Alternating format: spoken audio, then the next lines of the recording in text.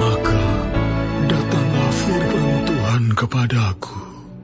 Hai anak manusia, katakanlah kepada Raja Tirus, beginilah firman Tuhan Allah. Karena engkau menjadi tinggi hati dan berkata, Aku adalah Allah, aku duduk di takhta Allah di tengah-tengah lautan. Padahal engkau adalah manusia, bukanlah Allah, walau hatimu menempatkan diri sama dengan Allah. Memang hikmatmu melebihi hikmat Daniel. Tiada rahasia yang terlindung bagimu. Dengan hikmatmu dan pengertianmu engkau memperoleh kekayaan. Emas dan perak kau kumpulkan dalam perbendaharaanmu. Karena engkau sangat pandai berdagang, engkau memperbanyak kekayaanmu, dan karena itu engkau jadi sombong. Oleh sebab itu, beginilah firman Tuhan Allah. Karena hatimu menempatkan diri sama dengan Allah, maka sungguh aku membawa orang asing melawan engkau, yaitu bangsa yang paling ganas, yang akan menghunus pedang mereka melawan hikmatmu yang terpuja dan semarakmu dinajiskan. Engkau diturunkannya ke lubang kubur, engkau mati seperti yang mati terbunuh di tengah lautan. Apakah engkau masih akan mengatakan di hadapan pembunuhmu, Aku adalah Allah?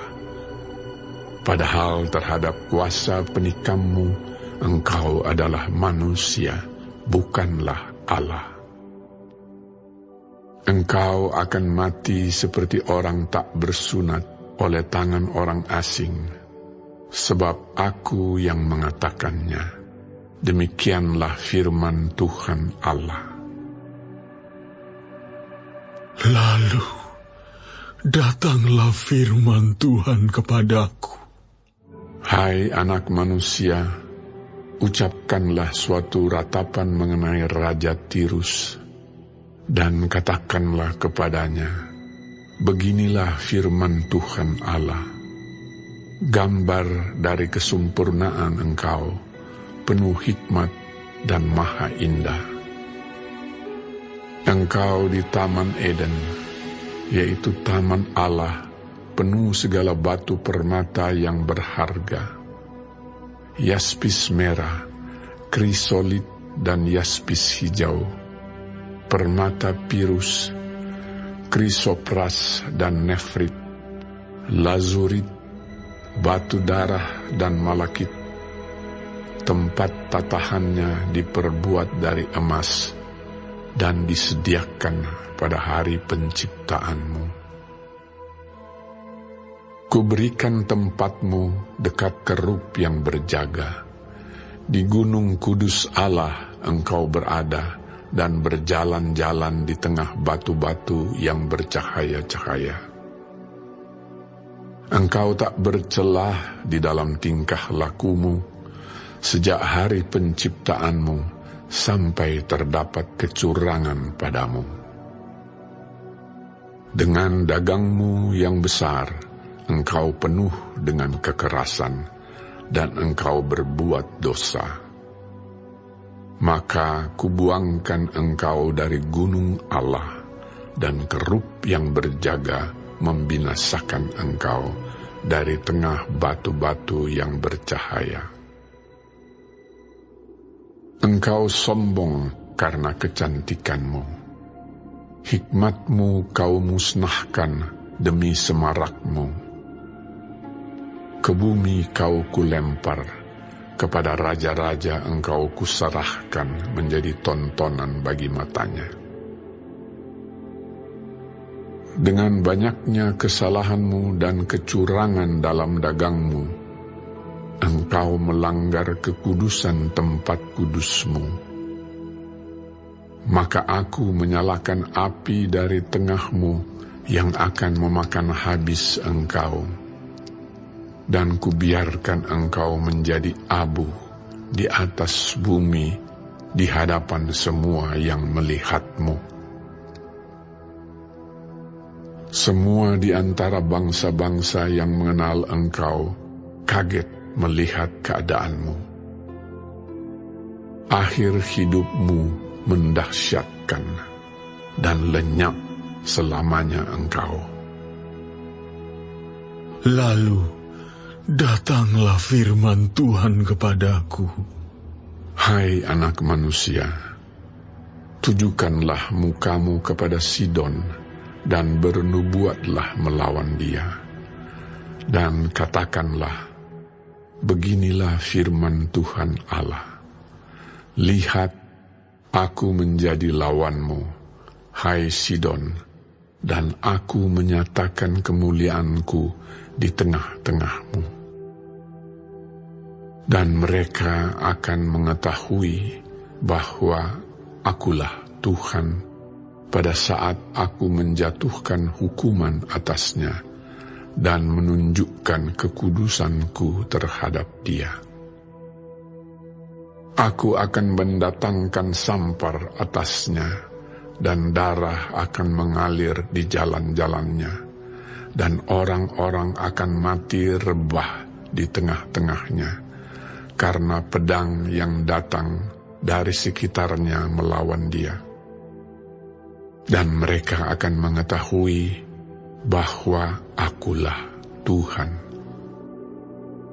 Dan tidak akan ada lagi bagi kaum Israel dari semua tetangganya yang menghina mereka, menjadi duri yang menusuk atau onak yang memedihkan, dan mereka akan mengetahui bahwa akulah Tuhan Allah. Beginilah firman Tuhan Allah. Pada saat aku mengumpulkan kaum Israel dari tengah suku-suku bangsa, di mana mereka berserak, dan aku menunjukkan kekudusanku kepada mereka di hadapan bangsa-bangsa, maka mereka akan diam di tanah mereka yang telah kuberikan kepada hambaku Yakub. Mereka akan diam di sana dengan aman tenteram. Mereka akan membangun rumah dan membuat kebun anggur. Ya, mereka akan diam dengan aman tenteram pada saat aku menjatuhkan hukuman atas semua tetangganya yang menghina mereka.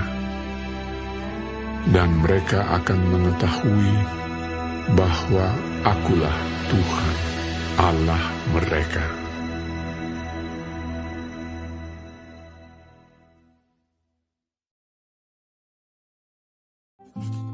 Shalom semua jemaat Tuhan, kembali kita di dalam pendalaman Alkitab Clear Sight. Sekarang kita sudah memasuki kitab Yehezkiel 28. Tuhan Yesus memberkati.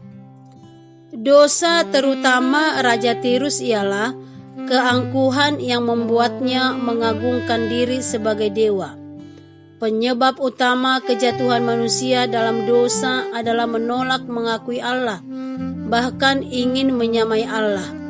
Tentu ini adalah hal yang sangat mustahil, karena manusia adalah ciptaan Allah yang terbatas dan fana. Banyak raja di daerah Timur Tengah seperti Mesir yang dianggap merupakan keturunan dewa atau ilah yang disembah. Namun di Tirus dan sekitar Mesopotamia, raja adalah manusia biasa. Ada beberapa alasan mengapa Raja Tirus menganggap dirinya sebagai Allah. Yang pertama, ia memiliki hikmat, kaya, kemampuan di dalam berdagang, cerdas dan cermat di dalam ayat 3-5, dan memiliki para pembantu raja yang memiliki kemampuan untuk mengatur kerajaan dengan baik. Jadi Tirus menganggap dirinya sama dengan Allah di dalam ayat 6. Akibatnya bangsa Tirus dihukum dan tidak akan ada kemampuan yang bisa ditonjolkan oleh Tirus. Mereka tidak berdaya seperti orang mati. Raja Tirus dipermalukan di dalam ayat 10a.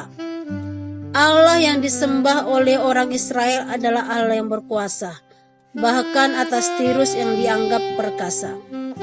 Kita perlu waspada akan dosa kesombongan, yang tidak melulu datang dalam gambaran iblis yang tertawa dengan membawa tombak trisulannya.